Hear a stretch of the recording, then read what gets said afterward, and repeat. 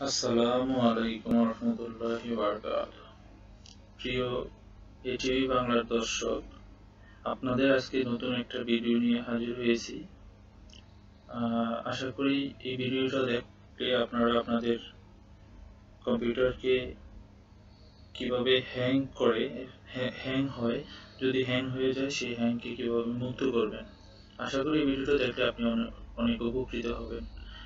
তো কথা না বেরিয়ে আমি আমার ভিডিওটা শুরু করতেছি।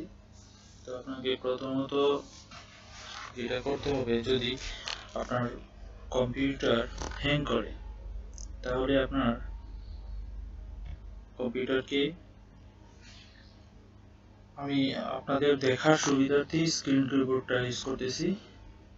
স্ক্রিন কিবোর্ডের মাধ্যমে আপনাকে দেখা দিতেছি।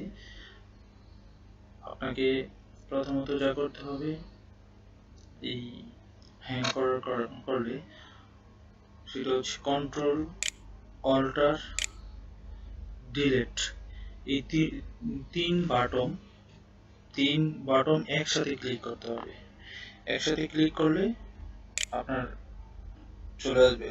আমি দেখাইতে পারতেছি না, এখানে স্ক্রিন কিবোর্ড দিয়ে আসবে না, তো শুধু আপনাদের দেখানোর কারণে কন্ট্রোল অল্টার এই শো করছে। আপনাদের কিবোর্ডের মধ্যে ডিলিট বাটন আছে, সেই ডিলিট বাটনে আপনারা ক্লিক করবেন। কন্ট্রোল অল্টার ডিলিট, এরকম একটা পেজ চলে আসবে। এই পেজের মধ্যে দেওয়া আছে lock, switch user, sign out, change your password, text manager. এই টেক্সট ম্যানেজার আপনারা ক্লিক করবেন। এই টেক্সট ম্যানেজার ক্লিক করলে আপনার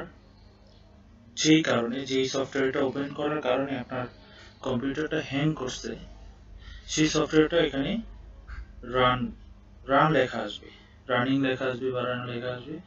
তো ওটা সিলেক্ট করার পরে আপনি এখানে নিচে দেখেন ইনটেক্স লেখা আছে, সেই ইনটেক্সের মধ্যে আপনি অবশ্যই ক্লিক করে দিবেন। তখন আপনার যেই প্রোগ্রামটা রানিং করা আছে সেই প্রোগ্রামটা অটোমেটিক্যালি ক্যান্সেল হয়ে যাবে। আমি আপনার কম্পিউটার হ্যাং করলে সে হ্যাং ছেড়ে দিবে। সো এই হচ্ছে একটা প্রক্রিয়া, এই আপনার টেক্সট বার আনার জন্য। এই হচ্ছে ম্যানুয়াল প্রক্রিয়া, আমি কিবোর্ড প্রক্রিয়া। আর আরেকটা প্রক্রিয়া আছে, আপনি শুধু মাউসের মাধ্যমে করতে পারবেন। সেই মাউসটাতে রাইট বাটন ক্লিক করবেন। রাইট বাটন ক্লিক করে এই যে টেক্সট বারে এসে রাইট বাটনে ক্লিক করবেন। রাইট বাটন ক্লিক করার পরে দেখেন এখানে লেখা আছে টেক্সট ম্যানেজার।